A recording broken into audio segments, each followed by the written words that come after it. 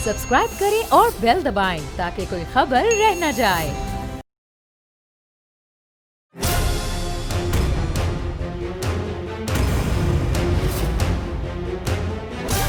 From the Islamabad studios of Bold Network, it's time for Jameel Farooqi on National Debate. मेरा सवाल यह था कि आप एक प्लेयर हैं और खान साहब वैरायटी पेसर्स अपने पास रखते हैं बॉलिंग कराने वाले। फास्ट बॉलर भी है शहबाज गिल और मीडियम पेसर भी है फयाजुल हसन चौहान, और अब गुगली बॉल कराने वाले जनाब आमिर डोगर साहब भी आ गए उनके इस SAPMs की लॉट में। तो टास्क तो आपका बोल्ड करना ही होगा ना। जी हाँ, जब टास्क बोल्ड करना है तो फिर अपोजिशन क्यों आएगी आपके पास? That's what I mean to say. नहीं, हर बॉल पे बोल्ड भी नहीं किया जाता, कुछ बॉलों को वेल लेफ्ट भी किया जाता है। अच्छा, यानी इसमें छक्का मारने की आप याद दे सकते हैं, मार लो छक्का, तुसी भी खुश हो जाओ। अल्टीमेटली ये मैच 2023 में इमरान खान जीतेगा। एक तबका है जिसको कतई तौर पर नज़रअंदाज कर दिया गया है गवर्नमेंट की जानिब से। मिडिल क्लास तबका, वो जो मुलाजमतें करते हैं, मिडिल क्लास तबका वो जो अपनी तनख्वाह लेने से पहले टैक्स हुकूमत को दे चुके होते हैं, वो तबका पिछले 2 साल से ख्वार इसलिए है कि उनकी तनख्वाह में इजाफा नहीं हुआ। इंशाल्लाह नेक्स्ट बजट में सरकारी मुलाजमीन की खातिर तनख्वाह में इजाफा किया जाए। Very good. क्या खान साहब की बतौर पॉलिटिशियन, बतौर प्राइम मिनिस्टर ऑफ पाकिस्तान अपने अलाइज के साथ और अपोजिशन के लोगों के साथ पॉलिसीज में कोई तब्दीली आई है? ज़ाहिर है, जब गाड़ी को हमने गियर में चेंज तो करना है ना, तो उसके बाद अपनी पॉलिसी भी चेंज करनी है। अच्छा, यानी इत्तेहादियों के साथ और अपोजिशन के साथ पॉलिसीज सॉफ्ट हुई हैं हमारे? नहीं, इत्तेहादियों के साथ तो हमारे मिसाली ताल्लुकात हैं। अपोजिशन के साथ जी हाँ, काफ लीग नाराज रहती है। काफ लीग भी हमारे इत्तेहादी हैं, ऑनरेबल है। अपोजिशन पे करप्शन के मामले में तो कोई कॉम्प्रोमाइज नहीं है, उनको अपनी करप्शन का हिसाब देना पड़ेगा। पब्लिक ये सवाल करती है कि कॉम्प्रोमाइज तो आपने नहीं करना, लेकिन पिछले 2.5 साल में कितना पैसा आप लेके आए हैं जिनके ऊपर करप्शन के चार्जेस हैं? ये बहुत बड़ा सवालिया निशान है। तो ये तो अब जुडिशरी के ऊपर मुनस्सर है। नहीं, जुडिशरी से ज्यादा आपकी प्रोसिक्यूशन के ऊपर, प्रोसिक्यूशन इदारों के ऊपर है। यस, उनके ऊपर क्वेश्चन मार्क है कि वो अभी तक क्यों नहीं ला पाए। अब इसमें मैं समझता हूँ बहुत सारे लकूना जा, हमारा जो निज़ाम है ना, अदालती निज़ाम बिल्कुल गल सड़ गया। इसकी ओवरहालिंग की जरूरत है। जुडिशल रिफॉर्म्स की बात किसने की थी? इसकी ओवरहालिंग की जरूरत है। हम जुडिशल रिफॉर्म की बात कर रहे हैं, तो कब होंगे? 2.5 साल में अभी तो स्टेप इन नहीं हुए आप लोग। फारूकी साहब, हमारे नंबर्स कितने हैं?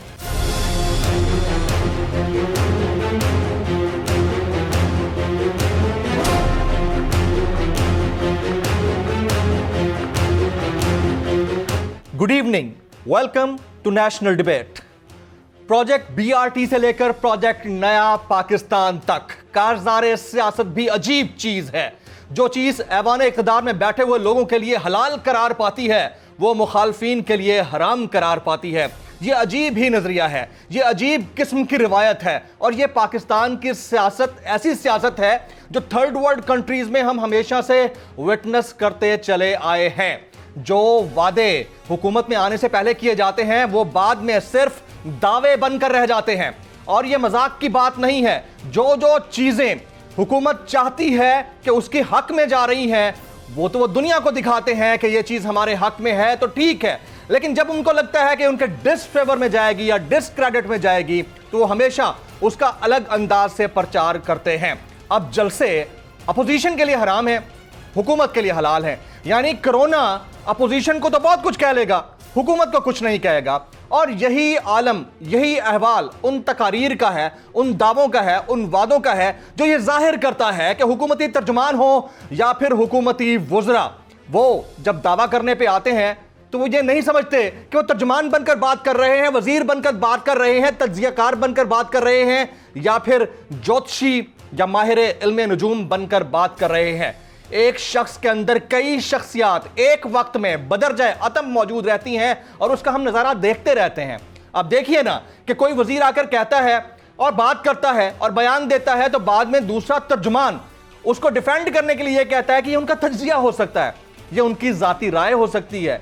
यानी बैक वक्त वक्त तर्जुमान के बजाय एक जाती हैसियत में राय देने वाला शख्स बन जाता है, या फिर तज्जियाकार बन जाता है, या फिर माहिर इल्म नुजूम बन जाता है। कुछ ऐसा ही वाकया गिलगित बल्तिस्तान के इंतखाबात से कुछ दिन पहले पेश आया। यानी मुसलसल ये कहा जा रहा था कि 2/3 अक्सरियत खान साहब की जमात यानी PTI गिलगित बल्तिस्तान से ले जाएगी, और इलेक्शन से ठीक एक दिन पहले अली अमीन गंडापुर ने हमारे साथ बात करते हुए यही बात की थी। एक और थर्ड मेजॉरिटी इंशाल्लाह मैं बता रहा हूँ आपको कि हमारी बनने वाली है। अच्छा। इसलिए 7 दिन से इन्होंने पर्चा हुआ नहीं। वो चीफ इलेक्शन कमिश्नर ने बड़ी मजे की बात निकाले। उसने कहा अभी पर्चा नहीं हुआ और बच्चा उससे पहले रो रहा है। फेल हो गया। हम वो तमाम कानून कॉन्फिडेंट हैं आप लोग? बिल्कुल सर। अच्छा, और यहाँ जीबी में भी आप गवर्नमेंट बनाएंगे? 2/3 इंशाल्लाह। अच्छा, वज़ीर आला आप लोगों का होगा, आप ये कहते हैं? इंशाल्लाह हमारी 2/3 मेजॉरिटी होगी। अब मामला सिर्फ अली अमीन गंडापुर साहब का नहीं है। वफाकी वज़रा या तर्जुमानों की अगर बात ली जाए तो उनकी बात हमेशा इसी तरह से ही होती है। यानी एक वक्त में जब इस मुल्क के हालिया वज़ीर आज़म अपोजिशन को लीड कर रहे थे, 126 दिन का धरना दे रहे थे, उस वक्त उनका एतराज, सबसे बड़ा एतराज यह था कि हुकूमतें आज़ाद उम्मीदवारों को अपने साथ मिलाकर बनाना एक गलत फेल है। यानी आज़ाद उम्मीदवारों को अगर आप अपने साथ मिलाकर हुकूमत बनाते हैं तो वो दुरुस्त नहीं है। ऐसे लोगों को हम पीटीआई में शामिल नहीं करेंगे, उनको अपने साथ शामिल करके कभी हुकूमत नहीं बनाई जाएगी। यह दावा था प्राइम मिनिस्टर पाकिस्तान इमरान खान का उस 126 रोजा धरने के अंदर जो उन्होंने इस्लामाबाद के डी चौक पर दिया था। क्या कहा था खान साहब ने, दिखाते हैं। जो भी कहना जी कि मैं इंडिपेंडेंट लड़के और उसके बाद तहरीक इंसाफ के अंदर जाऊंगा, उनको आपने मुस्तरद करना है। इसलिए करना है कि ये है नजरियाती इलेक्शन, ये इंडिपेंडेंस का इलेक्शन नहीं है।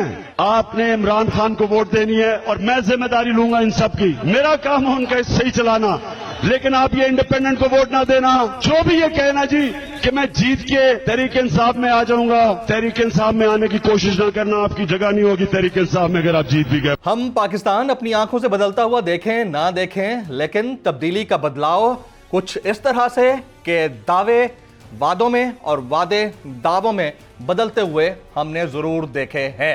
और शायद इसकी वजह यह है कि अवाम उस अंदाज से इन मामलात को उतना सीरियस नहीं लेते और वक्त गुजरने के साथ साथ चीज़ों को भूल जाते हैं। और जब ये लोग पोजीशन में नहीं होते तो दावे करते हैं, और जब पोजीशन में आ जाते हैं तो कहते हैं कि वो जो दावे और वादे हमने किए थे वो तो ऐसे होते हैं जैसे शादी से पहले किए हुए दावे या वादे होते हैं। अब मुल्क का प्रेसिडेंट जब हलफ उठाता है, उसके कुछ दिन बाद तकरीर करते हुए ये बात करता है, तो हंसी उन्हें भी आती है और हंसी हमें भी आती है। इलेक्शन से पहले वादे और इलेक्शन के बाद तो बिल्कुल ऐसा लगा जैसे आप ये कह रहे हो कि शादी से पहले क्या वादे किए जाते हैं और शादी के बाद क्या।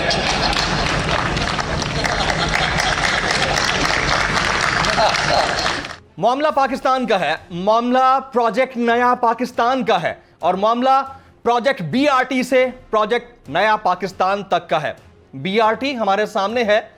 मुल्क के मेमारों को जब बीआरटी बनाने के लिए दी गई तो डेडलाइन 1 साल, 1.5 साल, 2.5 साल और फिर कोई 12 दफा मुताबिक डेडलाइंस दी गई। और अब हाल यह है कि बसें धक्का स्टार्ट चलती हैं। कुछ यही हाल इस मुमलिकत खुदादाद का भी है कि पाकिस्तान लगता ऐसा है कि शायद धक्के से ही चल रहा है। और इन हालात की तमाम तर जिम्मेदारी तमाम सियासी जमातों के साथ साथ हुक्मरान जमात के ऊपर भी आयद होती है। आयद इसलिए होती है कि अब पॉलिसीज भी तब्दील हो रही हैं। अब अगर हुक्मरान जमात ने तर्जुमानों की फहरिस्त में एक नए तर्जुमान का इजाफा कर लिया है जो दौड़ तोड़ में माहिर समझे जाते हैं, तो फिर क्या समझा जाए कि नया पाकिस्तान अब किस तरह के नए मिस्त्रियों के पास होगा। Agenda on the national debate पर बात करने से पहले हम बात करेंगे ट्रेंडिंग टुनाइट की। ट्रेंडिंग टुनाइट आज का हमारा हैशटैग है #पॉलिटिक्स इन फोकस।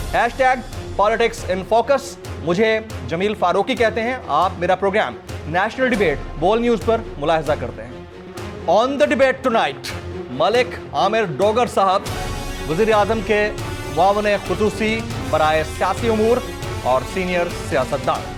मैं अपने honourable guest panelist special assistant to the prime minister on political affairs जनाब मलिक आमिर डोगर साहब को प्रोग्राम में खुश आमदीद कहता हूँ। आप स्टूडियोज़ में तशरीफ़ लाए, आपका बहुत बहुत शुक्रिया। मेरा पहला सवाल आपसे ये रहेगा कि तर्जुमानों की गर्मी सर्दी हम सब के सामने है और पोजीशन का बदलाव भी हम सब के सामने है। यानी ऐसा लगता है कि हर चंद दिन बाद एक नया तर्जुमान आ जाता है, एक नया वज़ीर आ जाता है और उससे सवाल किया जाए तो क्या किया जाए। अब ऐसे में कि जब शहबाज गिल साहब, फ़याज़ुल हसन चौहान साहब और फवाद चौधरी साहब जैसे शोला बयां तर्जुमान मौजूद हों और आग और पानी का खेल चल रहा हो, तो ऐसी सूरत हाल में आपका यानी मलिक आमिर डोगर साहब का रोल क्या रहेगा? डोगर साहब, तो सियासत में गरम सर्द तो चलता ही है ना, तो जहाँ आग होती है वहाँ पानी भी होता है।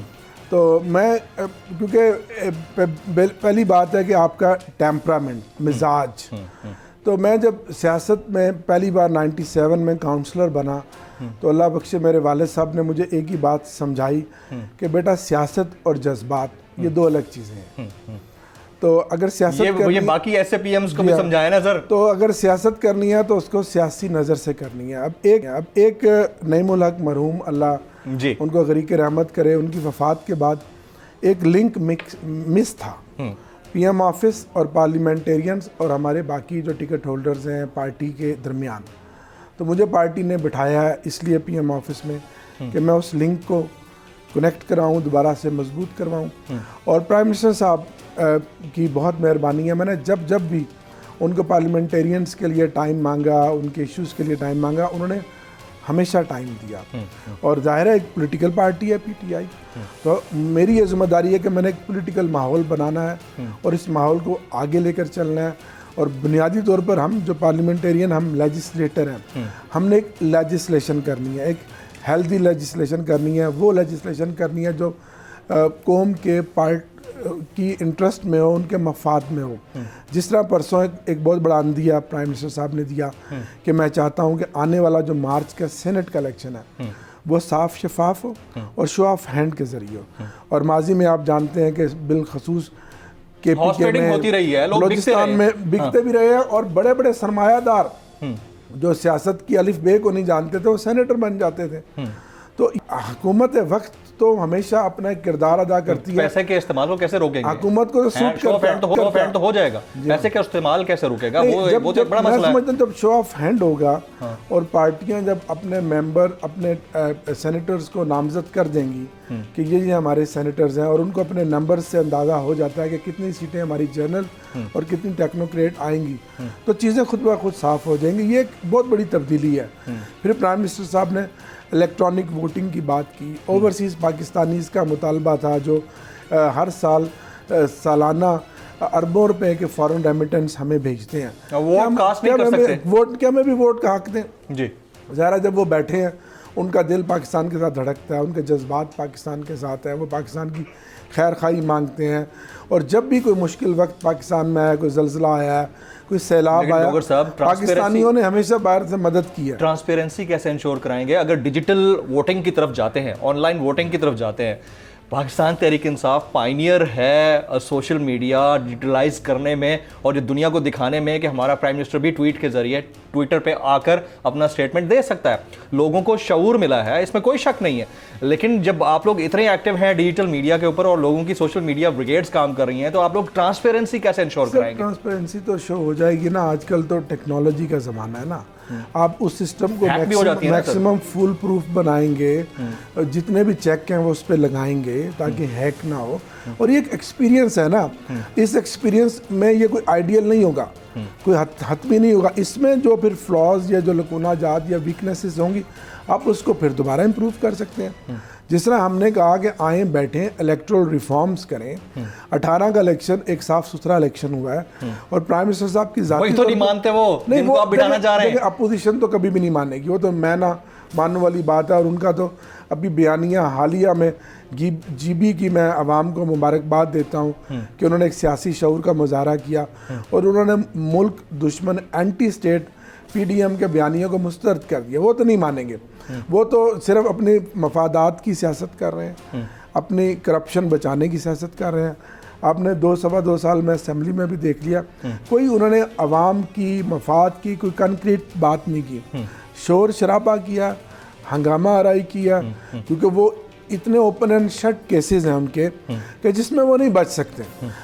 अब बाल है अदालतों की कोर्ट में, अदलिया की कोर्ट में, कि पूरी कौम की नज़रें हैं। इमरान खान ने तो एक मिशन लिया, एक करप्शन के खिलाफ एक जहाद किया, एक कैंपेन की, वहाँ तक पहुँचा दिया। अब आगे इमरान खान तो कुछ नहीं कर सकता। अब अदालतें हैं, खुद मुख्तियार हैं। तो judicial, sorry to cut you off, लेकिन सवाल मेरा बड़ा इंपॉर्टेंट है। इससे पहले कि हम इस्लाहात की तरफ जाएं, उसके मामले के ऊपर बात करें, ये सवाल आपसे बनता है कि आप किस तरह से एंगेज करेंगे उन पार्टीज़ को जो मुखालफत में खड़ी हैं। जैसे अपोजिशन है, मुखालफत में खड़ी है, आपने कह दिया कि बयानिया उनका एंटी स्टेट है और वो पूरी पब्लिक को पता है, उसको रिएक्शन GB में हमें नज़र आ गया, सब कुछ अपनी जगह पर।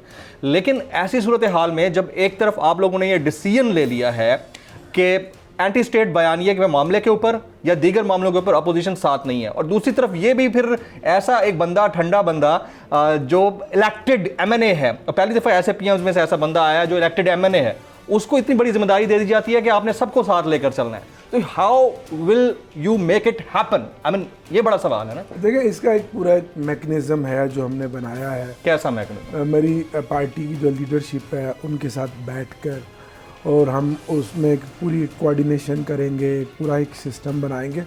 तो दुआ करें अल्लाह मुझे कामयाब करे, बड़ी जिम्मेदारी है, इंशाल्लाह आपको करके दिखाएंगे जी। इस चैलेंज को कबूल किया।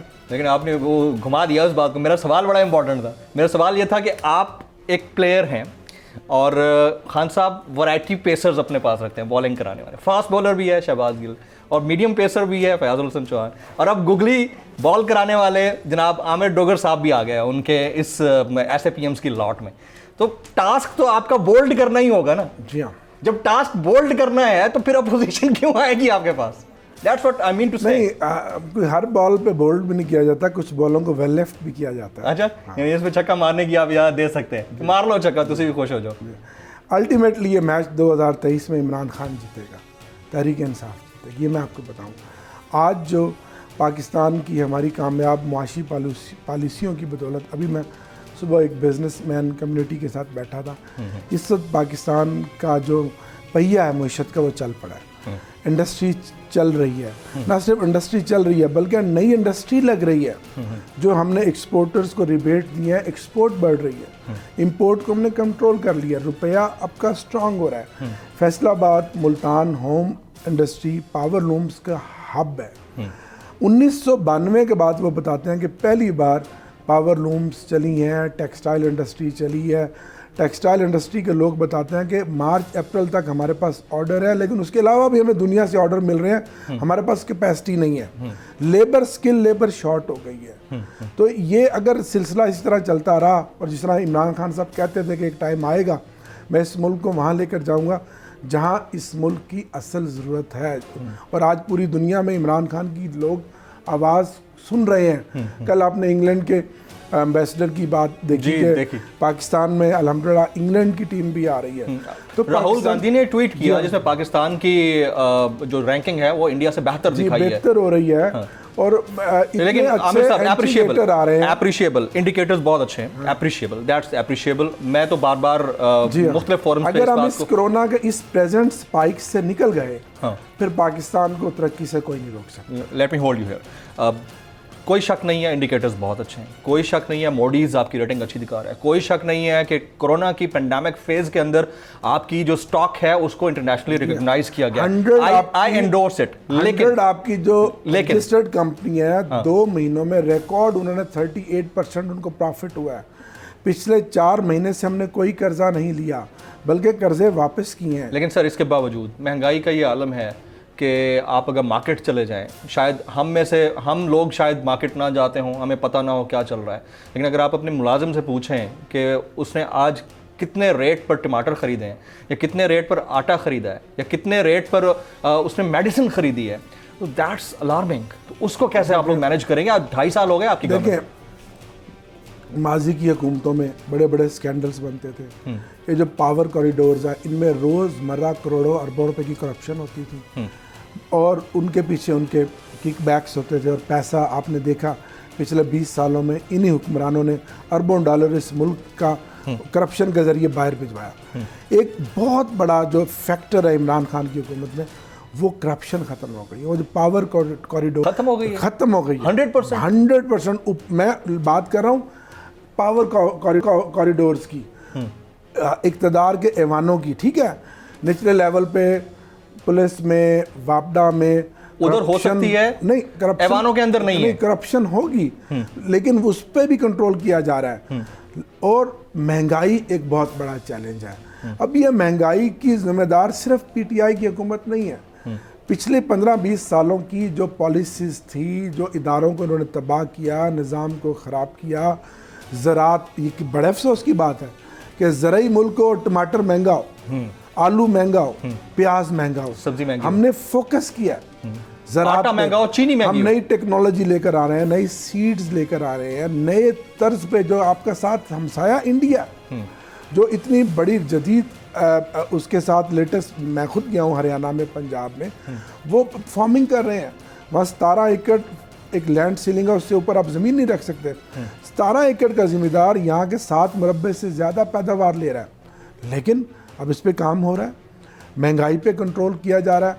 कुछ 3-4 हफ्तों में महंगाई भी नीचे आई है, चीनी भी अवेलेबल है, आटा भी अवेलेबल है, और आइंदा इंशाल्लाह ना आटे का बहरान होगा ना चीनी का बहरान होगा, और ये आगे चलेंगे। जब फारूकी साहब मुल्क में खुशहाली हो ना, एक मजदूर है अगर उसको दिहाड़ी मिल रही हो और वो 1000-2000 कमा रहा हो ना, फिर उसको 150 की महंगाई की चीजों नहीं खलती। लेकिन मसला ये है ना कि अगर बेरोजगारी हो तो फिर तो उसको 5 रुपए की चीज भी चुभती है। हम आमदन में भी इजाफा कर रहे हैं, रोजगार के मौके भी आप पैदा हो रहे हैं। इस तरह आपकी कंस्ट्रक्शन इंडस्ट्री, जो एग्जिस्टिंग रोजगार है सर, उनकी भी तनख्वाह में इजाफा नहीं हुआ ना। आप अपने साउथ पंजाब के लोगों को देख लें, कंस्ट्रक्शन इंडस्ट्री पीक पर चल रही है, सीमेंट की रिकॉर्ड सेल हुई है, ऑटोमोबाइल इंडस्ट्री आपकी पीक पे चल रही है, टेक्सटाइल की एक्सपोर्ट आपकी बढ़ रही है, पूरी टेक्सटाइल पूरे पाकिस्तान की चल रही है। अगर ये इसी तरह इंडस्ट्रियलाइजेशन रही, और इस सब के पीछे जो एक इनकलाबी कदम है, गो हमारा, मैं समझता हूँ हमारा मीडिया सेल उसको उसी तरह उसकी ऑनरशिप नहीं ले सका, उसको प्रोजेक्शन, मैं भी छोटा मोटा बिजनेसमैन हूँ, वो है जो एक इनकलाबी कदम किया, जो वापडा के कमर्शियल जो ऑफ पीक आवर्स को खत्म किया गया कि पहले ये होता था, आप लोग कैपिटलाइज नहीं कर सकते। हाँ, पहले ये होता था कि 4 रुपये यूनिट अगर मैं सुबह अपनी इंडस्ट्री में इस्तेमाल कर रहा हूँ तो शाम को मुझे 16 रुपये, 20 रुपये, 30 रुपये पड़ते थे। अब 24 घंटे का एक ही रेट है, जितनी बिजली आप चलाएं, जितनी एनर्जी इस्तेमाल करें, आपको एक ही रेट मिलेगा। और अगले महीने अगर आप उसको अपनी कैपेसिटी से ज़्यादा इस्तेमाल करेंगे तो उसमें 50% डिस्काउंट मिलेगा। ये इतना बड़ा काम है जो सिर्फ इमरान खान कर सकता था, और इंडस्ट्रियलिस्ट निहाल हो गए हैं, क्योंकि देखिए एनर्जी जो है, डॉक्टर साहब एनर्जी जो है वो बुनियाद है। इमरान खान साहब से लोग और भी बहुत सारी तवक्कुआत लेकर बैठे थे और तभी उनको लेके आए हैं। मसलन एक तबका है जिसको कतई तौर पर नज़रअंदाज कर दिया गया है गवर्नमेंट की जानिब से, और ये आपके गोश गुजार लाना ज़रूरी था, and that is middle class तबका। मिडिल क्लास तबका वो जो मुलाजमतें करते हैं, मिडिल क्लास तबका वो जो अपनी तनख्वाह लेने से पहले टैक्स हुकूमत को दे चुके होते हैं। वो तबका पिछले 2 साल से ख्वार इसलिए है कि उनकी तनख्वाह में इजाफा नहीं हुआ, उनके एक्सपेंसेस बढ़े हैं, उनके अखराजात बढ़े हैं, उनकी आमदन वहीं की वहीं है, बल्कि कट लगा है बहुत सारे। उनको कैसे मैनेज करेंगे? जिन हालात में हमें मुइशत मिली, उन हालात में तो सिर्फ पहला स्टेज तो ये था कि पाकिस्तान की डिफ़ॉल्ट ना हो जाए पाकिस्तान। हमने उस वेंटिलेटर से उसको हटाया, स्टेबल किया, फिर कोरोना आ गया, जो स्मार्ट लॉकडाउन पॉलिसी थी पीएम की, उसको पूरी दुनिया ने, इमरान खान ने तस्लीम किया। अब मुइशत जब आगे चली है, आपका फिजिकल डेफिसिट कम हो रहा है, कर्जे उतर रहे हैं, मुइशत आगे जा रही है, तो मुझे यकीन है इंशाल्लाह नेक्स्ट बजट में सरकारी मुलाजमीन की खातिर तनख्वाह में इजाफा किया जाए। वेरी गुड, ये दैट वाज द पॉइंट जिस पे मुझे आपको लेके आना था। अब अगला सवाल मेरा, क्या खान साहब की बतौर पॉलिटिशियन, बतौर प्राइम मिनिस्टर पाकिस्तान, अपने अलाइज के साथ और अपोजिशन के लोगों के साथ पॉलिसीज़ में कोई तब्दीली आई है? सर देखें पहला साल में माहौल और होता है, दूसरे साल में माहौल होता है, अब तीसरा साल है, ये हमारी परफॉर्मेंस का साल है। और इस वक्त हमारे जितने प्रोजेक्ट्स जो मैच्योर हुए थे वो अब पाइपलाइन से निकल के अब ग्राउंड पे जा रहे हैं। अब आप देखेंगे तीसरे चौथे साल में पाकिस्तान में आपको विजिबल तहरीक इंसाफ के जो प्रोजेक्ट्स है, इमरान खान का विजन नज़र आना शुरू हो जाएगा। और फिर आखिरी साल ज़ाहिर है वो इलेक्शन का साल होता है, माहौल होता है, तो ज़ाहिर है जब गाड़ी को हमने गियर में चेंज तो करना है ना, तो उसके साथ अपनी पॉलिसी भी चेंज करनी है। अच्छा, यानी इत्तेहादियों के साथ और अपोजिशन के साथ पॉलिसीज सॉफ्ट हुई हैं हमारे? नहीं, इत्तेहादियों के साथ तो हमारे मिसाली ताल्लुकात हैं। अपोजिशन के साथ जी हाँ, काफ लीग नाराज रहती है। काफ लीग भी हमारे इत्तेहादी हैं, ऑनरेबल है, हमारी उनके साथ बड़े अच्छे ताल्लुकात हैं। कुछ 1-2 चीज़ें हैं वो तो देखें ना, एक नेचुरल है ना जी। घर में अगर 4 भाई हैं तो भी छोटे मोटे तो नाराज हैं, लेकिन है एक पेज पर। अच्छा, उस घर की सब खैर मांगते हैं। और जहाँ तक बात है, आखिरी बात जो आपने बड़ी इंपॉर्टेंट की, अपोजिशन की, अपोजिशन पे करप्शन के मामले में तो कोई कॉम्प्रोमाइज़ नहीं है, उनको अपनी करप्शन का हिसाब देना पड़ेगा। लेकिन नेशनल इश्यूज पे अगर वो पार्लियामेंट के फोरम पे हमारे साथ बैठना चाहते हैं, जुडिशल रिफॉर्म्स करना चाहते हैं, गवर्नेंस की रिफॉर्म करना चाहते हैं, इलेक्टोरल करना चाहते हैं, इलेक्टोरल रिफॉर्म जिसका प्राइम मिनिस्टर ने खुद करना चाहते हैं, मोस्ट वेलकम। जी ठीक है। मलिक आमिर डोगर साहब, special assistant to the prime minister on political affairs, हमारे साथ आज इस 1-on-1 नशिस्त में मौजूद हैं। लेकिन यहाँ वक्त तो एक ब्रेक का। ब्रेक के बाद जब वापस आएंगे तो हमारा सवाल ये है कि बात करप्शन की है, बात एहतसाब की है, सब ठीक है, अपनी जगह पर है, लेकिन करप्शन करने वाले लोगों को पकड़ा कब जाएगा? और जिन्होंने जितनी करप्शन की है और आप लोगों के दावे और बयानात में इतने बड़े बड़े बबांगे दोहल दावे किए गए हैं, तो उनसे पैसा कितना वापस लाया जा चुका है? After this break.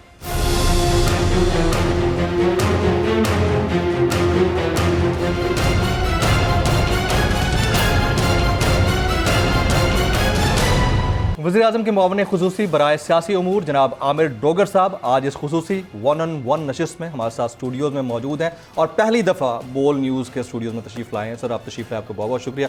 अभी ब्रेक से पहले हम बात कर रहे थे और बड़ी इंपॉर्टेंट बात थी कि आप लोगों का रवादारी ना रखने का फैसला है कि अपोजिशन की करप्शन के ऊपर देयर इज़ नो कॉम्प्रोमाइज़। अच्छी बात है।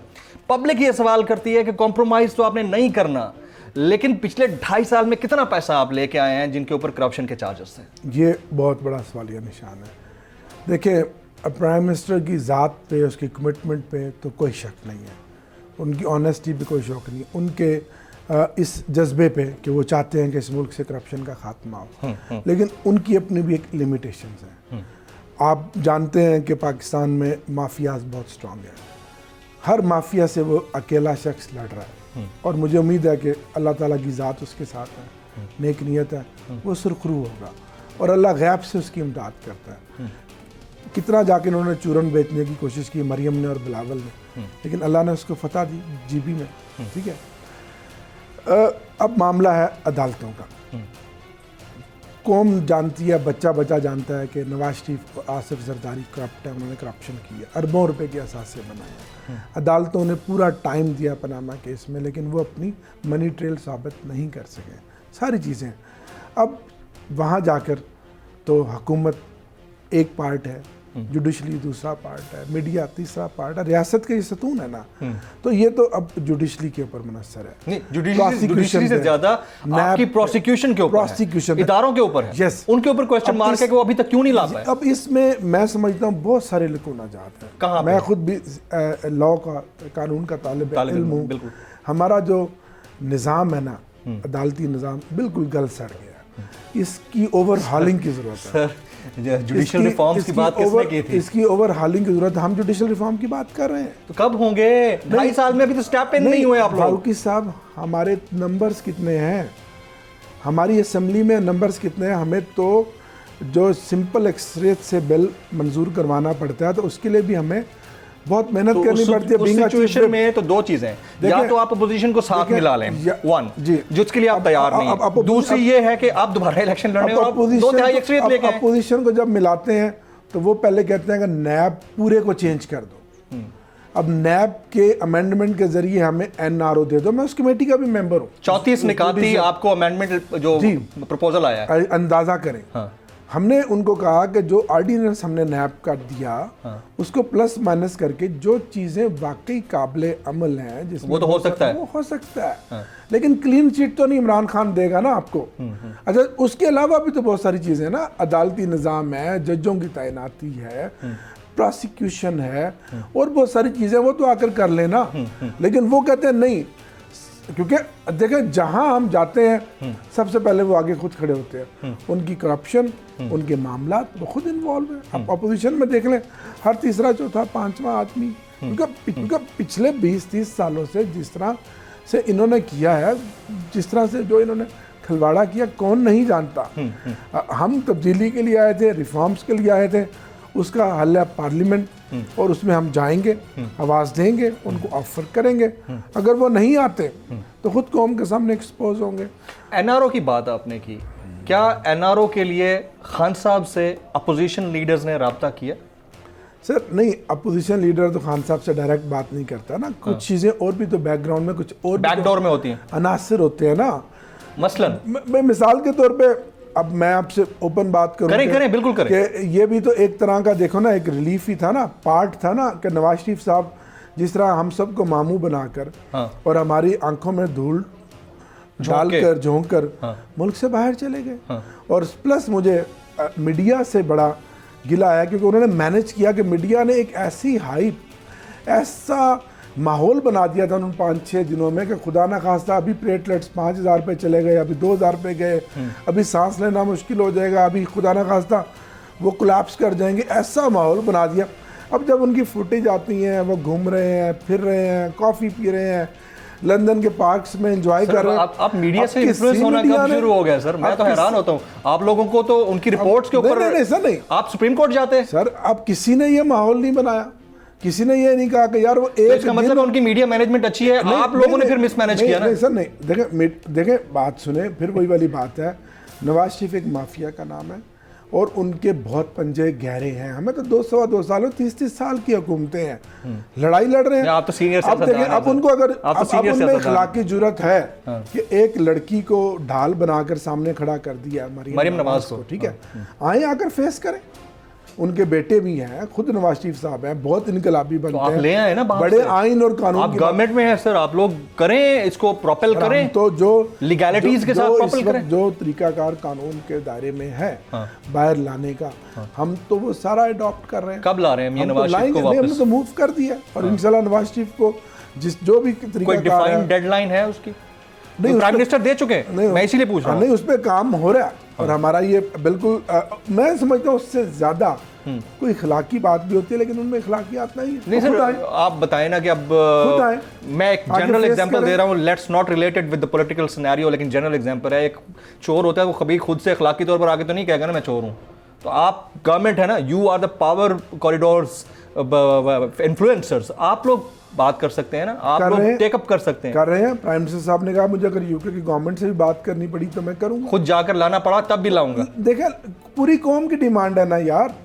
ये कोई इमरान खान की जात की लड़ाई तो नहीं है, इस कौम की लड़ाई है जिसके अरबों रुपए आप लूट कर गए, आए फेस करें। But how to bell the cat sir? कब सर ये अब उसका उस पे काम चल रहा है जी, काम हो रहा है उस पे, बड़े तेजी से काम हो रहा है और देखेंगे आप इंशाल्लाह ताला। फवाद चौधरी साहब कहते हैं एक्शन में तो कोई नियत में तो कोई शक नहीं, नियत का तो कोई शक नहीं है। वो तो मैं बीइंग ए पॉलिटिकल एंकर मैं कहता हूँ कि खान साहब शायद पाकिस्तान के वाहिद पॉलिटिशियन हैं जिनके स्टेक्स पाकिस्तान के अंदर है, ठीक है, और शायद टीवी पर बैठकर एंकर इस तरह से ना बोलते, मैं बोलता हूँ क्योंकि हमारे पास पॉलिटिकल बैकग्राउंड जिनके इनहेरिटेड हैं वो लोग आए हैं पॉलिटिक्स में। खान साहब वाहिद शख्सियत है, इसमें तो कोई शक ही नहीं है, नीयत के ऊपर तो कोई शक ही नहीं है। लेकिन once again having said this, सवाल कहना यह बनता है कि एक बच्चा जिसने 5 साल पूरी मेहनत की हो और 5 साल के बाद उसका डॉक्टरी के रिजल्ट जो है ना वो फेल हो जाता है उसमें, तो वो बच्चा ज्यादा इंपॉर्टेंट होगा या बच्चा वो ज्यादा इंपॉर्टेंट होगा जिसने मेहनत भी की हो और रिजल्ट में पास भी हुआ? हमने तो ये सवाल उठाना है ना कि रिजल्ट कब आना है? जल्दी आएगा ultimately, results matter, efforts not. जी इंशाल्लाह जल्दी आएगा, जल्दी आएगा। काबीना में रद्दोबदल हो रहा है कोई?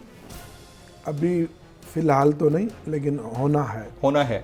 किस लेवल का रद्दोबदल हो सकता है वैसे? बाय द वे आप ऐसे नहीं, ये लेवल तो नहीं मैं बता सकता, लेकिन जाहिर है प्राइम मिनिस्टर साहब चाहते हैं अपनी टीम की में कुछ प्लेयर्स को नए उनको ऐड करना और कुछ को हटाना है। हाँ, मेरा हटाना है। सिर्फ ये फेडरल में होगा या वफाक पंजाब और केपीके में भी हो सकता है? पंजाब में रिसेंटली 2 मिनिस्टर्स गए हैं, चेंज हुए हैं, केपीके में भी होते रहते, ये तो एक सिलसिला। अच्छा, ये शफलिंग हो सकती है या परमानेंट रिमूवल हो सकता है? सर ये मैं एग्जैक्ट कुछ नहीं बता सकता। अच्छा सर, पॉलिटिकल अफेयर्स के आप ऐसे पीएम हैं, आपके पास इत्तलात होंगी। देखिए तो प्राइम मिनिस्टर का अपना एक वो है, उनका प्रोगेटिव है, वो जिस तरह चाहे चला सकें। अच्छा, अपोजिशन ने जीबी के इंतखाबात के नताइज को मानने से इनकार किया है। ये ट्रेंड है वैसे, हर फाफन की रिपोर्ट भी आ गई जी, वो आ गई, वो फाफन ने कहा कि ट्रांसपेरेंट पूरा अमन इलेक्शन थे जी। अगर गवर्नमेंट उसमें इन्वॉल्व होती तो हम क्लीन स्वीप करते। इन्होंने अपनी हुकूमतों में इलेक्शन कराए हैं, 15 से 20 सीटें जीती हैं। हमने तो बतौर एसपीएम आपको क्या लगता है? और जो 7 आज़ाद बने उनमें से भी 5-6 तो पार्टी के अहदेदार थे, कारकुन थे, 3-4 तो ऐसे थे जिनको मैं जाती तौर पर जानता हूँ। मैं खुद वहाँ कवर करके आया हूँ, जो टिकट्स मांगते रहे लेकिन उनको टिकट नहीं दिया गया, लेकिन वो पार्टी के लोग हैं, इमरान खान उनका लीडर। अच्छा, वहाँ पर भी सिचुएशन डोगर साहब ऐसी बन गई है कि आप लोगों के पास 7 सीटें हैं और बाकी आप लोगों के साथ आज़ाद मिल रहे हैं या दीगर पार्टीज़ के लोग मिल रहे हैं। यही सिचुएशन आप लोगों के साथ फेडरल में थी, यही सिचुएशन आप लोगों के साथ पंजाब में थी। 10 और 7 जी, हाँ 10 हो गई ना। अब ये सिचुएशन ऐसी डेवलप होती है आप लोगों के पास कि you make a hung parliament, चाहे वो कानून साज असेंबली हो, चाहे फेडरल हो, चाहे पंजाब हो, तो अक्सरियत तो ना हुई, फिर लेजिस्लेशन में मसाइल आएंगे, फिर आप कैसे उस खित्ते को अबूरी सूबाई हैसियत या उसके बाद सूबाई हैसियत देने के लिए लेजिस्लेशन कर पाएंगे? This is the question. ये जब इमरान खान साहब ने उनको सूबा बनाने की बात की तो आपको याद है उन सब ने मुखालफत की। फिर जब वहाँ गए सियासी तकरीरें की तो सब ने सूबे की बात की। तो अब प्राइम मिनिस्टर इमरान खान ही है जो ये बड़े बड़े स्टेप ले सकता है, और कोई नहीं ले सकता। अब जब सूबे के लिए अमली तौर पर हम बिल लेके आएंगे तो देखेंगे कौन सी पोजीशन जमात हमें अपोज करती है। जो अपोज करती है इस मामले में कोई गिलगित सिंह ही है आप लोगों के पास? जब भी कोई कानून पास कराना होता है अपोजिशन आपका साथ दे रही होती है। मैं तो हैरान हूं ये कैसे हो जाता है। गिलगित बल्तिस्तान के आवाम जो है वो खुद उनसे पूछेंगे। अब तो देखें, आज मैं जो एक लफ्ज़ आपसे बोल रहा हूँ 20 साल के बाद भी ये रिकॉर्ड का हिस्सा बन गया। अगर मैं 5 साल के बाद या 10 साल के बाद इसे चेंज करता हूँ तो आप मुझे दिखा देंगे। तो जो इतनी बड़ी बड़ी तकरीरें गले फाड़ करके के आए हैं, इतने बड़े भाषण देकर आए हैं, खुद ही पता लग जाएगा। ख्वातीन और यहाँ वक्त तो एक ब्रेक का, ब्रेक के बाद मिलते हैं।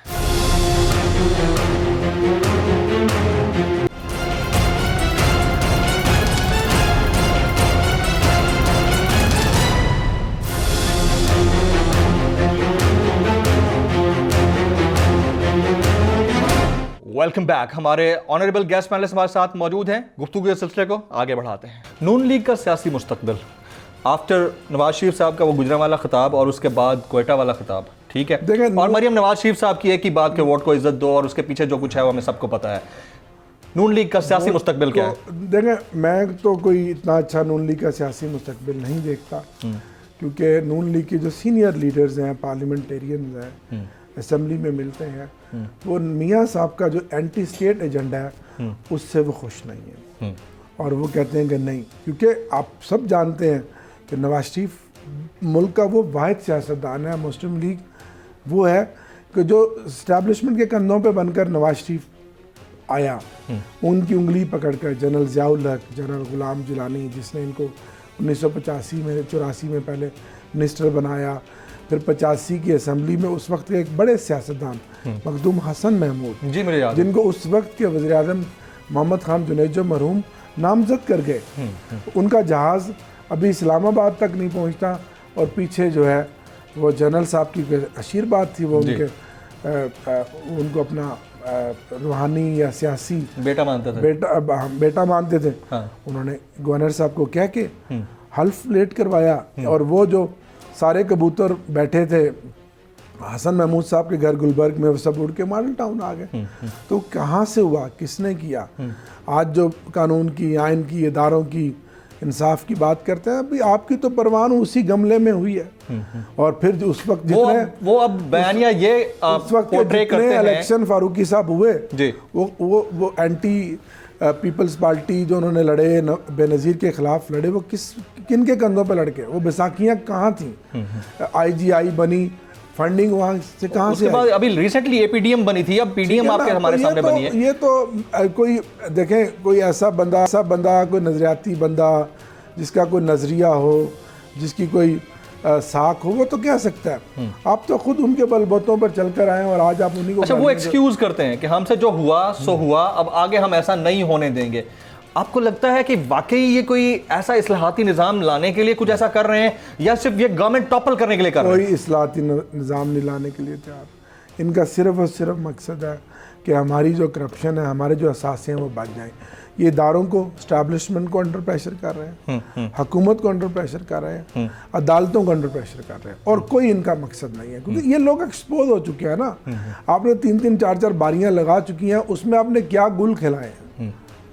जब आप आकर कोई नई चीज़ करेंगे, लेट्स सी पाकिस्तान के जो हालात हैं, जो मसाइल हैं, आज इमरान खान इस्तीफ़ा दे देता है, क्या इनके पास कोई जादू की छड़ी ऐसी है कि 15 दिन के बाद या 3 महीने के बाद जो हुकूमत आएगी वो इस मुल्क के इन मसाइल को आगे लेकर चल गवर्नमेंट अपनी टर्म पूरी करेगी? इंशाल्लाह ना सिर्फ पूरी करेगी बल्कि 2023 का साल भी पीटीआई का साल। उनके दावे कुछ और हैं, वो कहते हैं कि अगला 1 महीना बड़ा डिफिकल्ट है। सर करते रहे, जो मर्जी करें, हमारी हुकूमत मजबूत है और हमें अवाम की हमायत हासिल है। आपने जीपी का इलेक्शन भी देखा और पाकिस्तान की तारीख के बड़े बड़े जलसे इमरान खान ने किए हैं। हम इनके जलसों से घबराने वाले नहीं। अच्छा, अब जिस तरह आपने कहा कि आपने जीबी का इलेक्शन देखा, तो हमने अमेरिका का इंतखाबात भी देखे। अमेरिका के अंदर एक बड़ी तब्दीली आई है। I mean Trump gone, Biden in.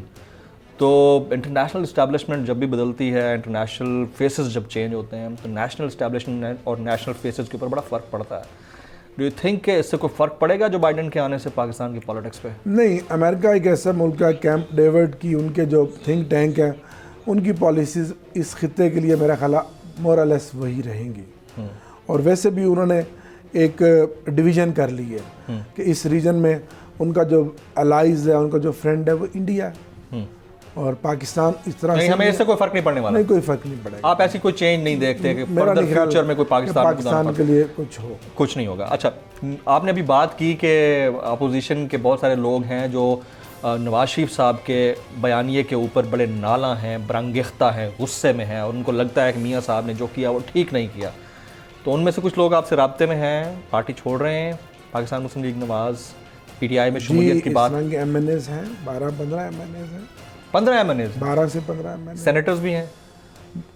Senators भी हैं। अच्छा, हाँ, जाहिर है कि राब्ते में है। जो बयानिया इमरान खान ने जो बताया, हाँ, कि कल परसों कल की स्पीच में भी आपने सुना उनका। जी जी। तो क्या जी वो क्या चाह रहे हैं? फौज में बगावत चाह रहे हैं। अपने कौमी इदारों को, हमें अपनी फौज पे फ़ख्र है, वो उनको लड़ाना चाह रहे हैं। हिंदुस्तान ये चाहता है ना कि आपकी फ़ौज कमज़ोर हो, आपके इदारे कमज़ोर हो। तो वो कुछ किसके कंधे पे रख कर बंदूक चला रहे हैं? नवाज शरीफ की, जो 3 बार का वज़ीर आज़म है। इसमें और अल्ताफ़ हुसैन में अब क्या फ़र्क है? मुझे बताए ना, कोई फ़र्क नहीं। तो वो लोग, मुझे ज़ाती तौर पर बीइंग अ पॉलिटिकल वर्कर बड़ा दुख हुआ है। मुझे नहीं उम्मीद थी कि एक हैरत तो उनके इर्द गिर्द मौजूद लोगों के ऊपर है, जैसे शाहिद खान अब्बासी साहब हैं, बाकी लोग हैं। आप में ज़रूरत है, आए पाकिस्तान में सियासत करें, इश्यूज़ की सियासत करें, हम पे तनकीद करें, कोई बात नहीं, आकर मुकाबला करें। इंग्लैंड में बैठ के आपका माहौल बदल जाता है, और मुझे पता है वहाँ उनके किन किन से राब्ते हैं। एंटी पाकिस्तान फोर्सेस के साथ उनके राब्ते हैं, जो उनकी ज़ुबान बोल रहे हैं। अयाज सादिक ने एकदम, मैं हाउस में बैठा था, जो पर्ची निकाल कर पढ़ी, क्या कोई मुहब्बे वतन पार्लियामेंटेरियन वो पर्ची पढ़ सकता है? स्टेट का है, रियासत का है, उसके ऊपर क्यों नहीं एक्शन हुआ? नहीं, एक्शन तो देखा ना, जितना कौम ने मजम्मत करने उनके पास एक राइट है, कौमी असेंबली में खड़े होकर जो बोलते हैं उसके ऊपर कोई कार्रवाई नहीं हो सकती, राइट है उनके पास, वो राइट भी है। लेकिन स्टेट, लेकिन वो किसको खुश किया? उसकी ये बताएं, अयाज सादिक की स्पीच का फायदा किसको हुआ? ज़ाहिर अल्टीमेट बेनिफिशियरी इंडिया है, आपके दुश्मन है, आपके दुश्मन ममालिक हैं। अच्छा ये बताइए, जो 12 से 15 आप MNAs बता रहे हैं या सेनेटर्स बता रहे हैं बाकी, तो कब तक एक्सपेक्टेड है कि दे विल जॉइन पीटीआई? देखें जब टाइम आएगा। तो उस काम के लिए अब आपको बुलाया गया है? जब टाइम आएगा, SAPM to prime minister on political affairs आपको रखा गया ताकि उनको तोड़ के आपने लाना है। ये कब तक मुमकिन है? कुछ हमें भी ब्रेकिंग न्यूज़ दे दें। नहीं, ब्रेकिंग न्यूज़ काम हो रहा है। अच्छा, आपको बेहतर रिजल्ट मिलेंगे। बेहतर रिजल्ट मिलेंगे कब तक? जल्दी, बहुत जल्द। जहांगीर तरीन साहब किसी डील के तहत आए पाकिस्तान? पता नहीं, मेरा तो उनसे कोई राब्ता नहीं है। आपका कोई राब्ता नहीं, लेकिन पाकिस्तान आते ही केसेस के मामलात उनके जो है ना बड़े नॉर्मलाइज हो गई है, सिचुएशन बड़ी नॉर्मल हो गई है। Is there any deal between his between the lines? मेरे इल्म में नहीं। अच्छा, इल्म में नहीं है। PDM कितना अर्सा चल पाएगी? PDM के तो गुब्बारे से हवा एक तो इलेक्शन में भी निकल गई, और दूसरा जब शहबाज शरीफ साहब ने एक फरमाइशी अपनी गिरफ्तारी दी और फिर बेल भी वापस ले ली, और अब ये कहते हैं कि जब हम एक ही प्लेटफॉर्म पे डील करेंगे, मेरा नहीं ख्याल कि PDM आगे फ्यूचर में सस्टेन कर सकेगी। साउथ पंजाब, आप खुद साउथ पंजाब से हैं। साउथ पंजाब सूबा कब बनेगा? साउथ पंजाब का मंशूर था कि 100 दिनों के अंदर आप देंगे। सूबा बनने से पहले एक बहुत बड़ा माइलस्टोन, एक अमली कदम किया जी, जो इमरान खान ही कर सकता था। हम साउथ पंजाब की अवाम अपने वज़ीर-ए-आज़म और अपने वज़ीर-ए-आला उस्मान बुज़दार साहब के शुक्रगुज़ार हैं, जो सिविल पंजाब, साउथ पंजाब को जो सिविल सेक्रेटेरिएट बना है। आज ACS साउथ पंजाब, अब आज एडिशनल IG साउथ पंजाब बैठे हैं। 15 अहम महकमों के सूबाई सेक्रेटरी साउथ पंजाब में बैठ के काम कर रहे हैं। लेकिन सर स्टेटस देने का आपका वादा था। सर ये थोड़ी बड़ी बात है, बड़ी बात है, ये भी तो बड़ी बात है ना। पहले एक हेल्थ के काम के लिए एक सादकाबाद, रहीम यार खान राजनपुर के बंदे को मारा जाना पड़ता था। अब वो सेक्रेटरी मुल्तान या बहावलपुर में बैठा है। रूल्स ऑफ बिजनेस में चेंज हो रही है। अगले साल की जो PSDP पंजाब की बनेगी, साउथ पंजाब की अलग बनेगी, पब्लिक सर्विस कमीशन उसका अलग बनेगा, उसका जो फंड है वो अलग होगा। कितनी बड़ी बात है जब यहाँ इंडिपेंडेंट होने जा रहा है। ठीक है, ये बहुत बड़ी ऑनरशिप है जो जो तहरीक इंसाफ ने दी है। पीपल्स पार्टी ने उनको लॉलीपॉप दिया नहीं, पीपल्स पार्टी अभी भी दिल से निकलता है आपके, पुरानी जमात थी ना। नहीं, साउथ पंजाब का इशू पीपल्स पार्टी ने बहुत उठाया था ना। जी जी। तो उन्होंने एक पंजाब असेंबली में करारदाद भी दी, ऊपर आके वो रुक गए, कोई कुछ ना किया। PMLN हमेशा उसकी मुखालिफ थी। साउथ पंजाब को पीपल्स पार्टी सपोर्ट करती रही है, लेकिन अमली कुछ नहीं किया। अमली तौर पर अगर कोई काम किया तो वो सिर्फ बुज़दार साहब ने, आप लोगों ने इमरान खान ने किया। सर, फ्रांस के सफ़ीर को कब आप लोग मुल्क बदल कर रहे हैं? आप लोग एग्रीमेंट पर लिख कर दे चुके हैं। ये फिर बड़ा जमहूरी और पार्लिमानी फैसला किया कि इसका फैसला पार्लियामेंट करेगी। पार्लियामेंट पाकिस्तान की जो सर, आप 24 करोड़ आवाम है, मज़हबी जमात के साथ एग्रीमेंट कर चुके हैं। जी जी, कि 3 दिन के अंदर हम लोग मुल्क बदल कर रहे हैं। नहीं सर, नहीं, आपने पढ़ा नहीं है। मैं पूरा पढ़ चुका हूँ। वो ये है कि पार्लियामेंट में फैसला होगा, ये मामला पार्लियामेंट में लेकर जाएंगे, पार्लियामेंट डिसाइड करेगी कि फ्रांस के सफीर को जाना है या नहीं जाना, क्योंकि वही एक फोरम है ना जो अवाम का मुंतखब नुमाइंदा। ये कब होगा, कब आप लोग बस अब जब नेक्स्ट सेशन जब आएगा तो उसमें ये बात उठाई जाएगी। अच्छा, एक मिथ है, वो सवाल मुझे आपसे पूछना है, क्योंकि तर्जमानों की और वज़रा की लाइन लगी रहती है और हम तो धड़का लगा रहता है हर 6 महीने बाद के अब पता नहीं क्या खबर सुनने को मिल रही है। तो ऐसा है कि गर्मियों में फयाजुल हसन चौहान साहब वज़ीर थे, सर्दियों में आपा आ गई पंजाब की इतलात को देखने के लिए, और अब धुंध आ रही है तो कोई अंधाधुंध वजीर तो नहीं आ जाएगा? नहीं। अब इसके बाद ज़्यादा तब्दीली नहीं है। और आई होप कि इंशाल्लाह आप अपनी जो स्पेशल रिस्पॉन्सिबिलिटीज़ हैं उसको बुरुकार लाते हुए जो पाकिस्तान की पॉलिटिक्स में हाल मचा हुआ है उसको दुरुस्त करने के लिए अपने इक़दामात जारी रखेंगे। दुआ करेंगे। मलिक आमिर डोगर साहब, sir, special assistant to the prime minister on political affairs, आप तशरीफ़ लाए, आपका बहुत बहुत शुक्रिया। ख़वातीन-ओ-ज़ात, आज की गुफ्तगू में, आज की नेशनल डिबेट में हमने बात करने की कोशिश की कि पाकिस्तान की जो हॉट कोर पॉलिटिक्स है उसके अंदर क्या चल रहा है। प्राइम मिनिस्टर पाकिस्तान इमरान खान साहब की पॉलिटिक्स के अंदर एक थोड़ी सी तब्दीली देखने को मिल रही है कि एक ऐसे PM ऐसे रखे गए हैं जो कि इलेक्टेड हैं, यानी इससे पहले हम देख रहे थे कि गैर मुंतखब और नॉमिनेटेड किस्म के लोग बाहर से या कहीं से भी वो आकर उनकी कैबिनेट का हिस्सा बन रहे थे। अब एक ऐसे PM वो हैं जो सीनियर सियासतदान हैं जिनकी अपोजिशन भी रिस्पेक्ट करती है, यानी ख्वाजा आसिफ साहब उनके चैम्बर तक चल के जाते हैं और उनको मुबारकबाद देते हैं। अपोजिशन के राना सनाउल्लाह साहब एक लाइव टेलीविजन शो के दरमियान उनको कहते हैं कि ये अच्छा डिसीजन है प्राइम मिनिस्टर पाकिस्तान इमरान खान का, तो यकीनन वो बंदा भी डिज़र्व करता होगा और उतना ही अच्छा होगा। एक्सपेक्टेड है आने वाले दिनों में जो भी भौचाल है उसमें कुछ कमी वाक़ई हो। प्रोग्राम से जमील फारूकी को इजाज़त दीजिए।